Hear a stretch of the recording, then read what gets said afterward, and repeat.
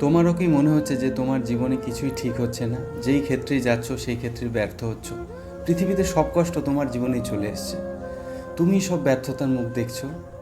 তাহলে এই ভিডিওটা তোমার জন্য, এবং তোমার জীবন খুব শিগগিরই বদলাতে চলেছে। গল্পটা একটু কষ্ট করে শোনো, তোমার জীবনটা সত্যি সত্যিই বদলে যাবে। একবার এক রাজা তার প্রজাদেরকে পরীক্ষা করার জন্য একটি রাস্তার ধারে একটি বড় পাথর রেখে দিল, এবং পাথরের নিচে 1000 স্বর্ণমুদ্রা রেখে দিল।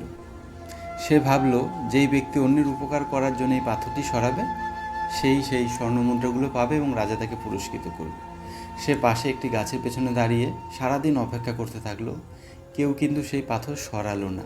প্রত্যেকে যাচ্ছে এবং সেই পাথরের সাইড দিয়ে রাস্তা নিজের মতো তৈরি করে তারা চলে যাচ্ছে। কেউ অন্যের কথা ভাবছে না যে কোনো একটি গরুর গাড়ি যদি এখান দিয়ে মাল নিয়ে আসে তাহলে তার অসুবিধা হবে বা অন্য কোনো মানুষের দুর্ঘটনা ঘটতে পারে।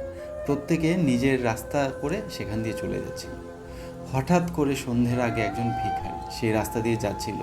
সে তার ভিক্ষার পুঁটুলিটা তার মাথা থেকে নামিয়ে রেখে অনেক কষ্ট করছিল বা অনেক চেষ্টা করছিল সেই পাথরটিকে সরানোর জন্য, কিন্তু পাথরটি প্রচুর ভারী থাকায় সে সহজে সেটা সরাতে পারছিল না।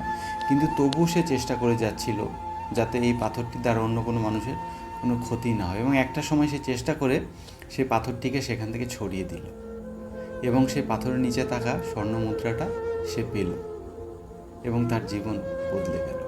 আমাদের জীবনেও কিন্তু এমন একটা পাথর রয়েছে, যে পাথরটা হলো আমাদের অজুহাত, যে পাথরটা হলো আমাদের দ্বিধা, যে কিনা আমাদেরকে সঠিক পথে আমাদের লক্ষ্যের দিকে পৌঁছতে দেয় না। যদি তুমি সেই মানুষটা হও যে সেই পাথরটিকে সরানোর চেষ্টা করছো, তাহলে খুব শিগগিরই তুমি সেই পাথরটিকে সরাতে পারবে এবং জীবনে সেই সকল কিছু পাবে যেগুলোর তুমি যোগ্য, যেগুলো তুমি জীবনে চাও। তাই শুধুমাত্র নিজের কথা ভেবো না, একটু সময় পেলে মানুষের উপকার করার কথা ভেবো। ভগবান অনেক গুণ বেশি তোমাকে দেবেন।